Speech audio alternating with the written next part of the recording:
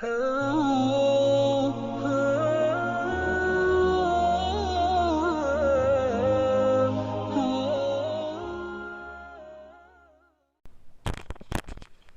اللہ الرحمن الرحیم الحمد للہ رب العالمین والصلاة والسلام علی سید المرسلین وخاتم النبیین محمد وآلہ واصحابہ اجمعین اما بعد فاعوذ باللہ من الشیطان الرجیم حافظوا علی الصلوات والصلاة الوسطى وقوموا للہ قانتین صدق اللہ مولانا العظیم۔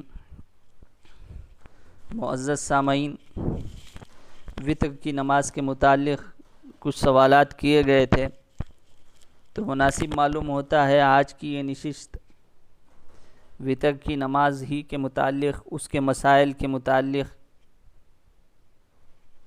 جو اہم مسائل وطر کے لیے ضروری ہیں اور کن لوگوں پر واجب ہے، اس کی کچھ تفصیل آج بیان کی جائے۔ پہلے یہ جاننا چاہیے وطر کی نماز پڑھنا ہر عاقل بالغ مسلمان پر ضروری ہے۔ آپ آسانی کے لیے یوں سمجھیے کہ اس کا ادا کرنا عملاً فرض ہے، اعتقاداً واجب ہے۔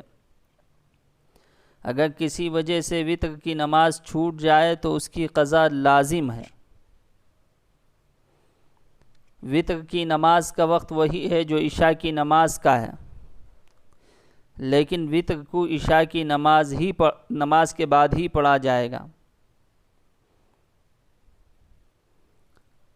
عشاء کی فرض نماز کے بعد سے اس کا وقت شروع ہوتا ہے اور صبح صادق تک اس کا وقت رہتا ہے۔ اب یہاں پر کچھ لوگ سوال کرتے ہیں کہ احناف کے نزدیک وطر کی نماز پڑھنے کا طریقہ یہ ہے کہ ایک سلام سے 3 رکعتیں پڑھی جائیں، 2 رکعت کے بعد قاعدہ کیا جاتا ہے، اس کے بعد تیسری رکعت میں سورہ فاتحہ اور سورت پڑھ کر دعائے قنوت پڑھی جاتی ہے رفع یدین کر کے۔ لیکن دیگر ائمہ کے نزدیک،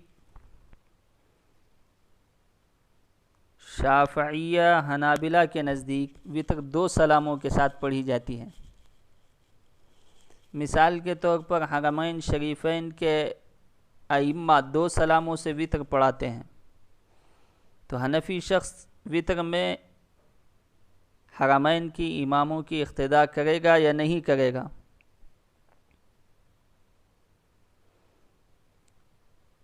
تو ہمارے نزدیک فقہا کی رائے اور اسی طرح مشہور فقیہ علامہ ابن وہبان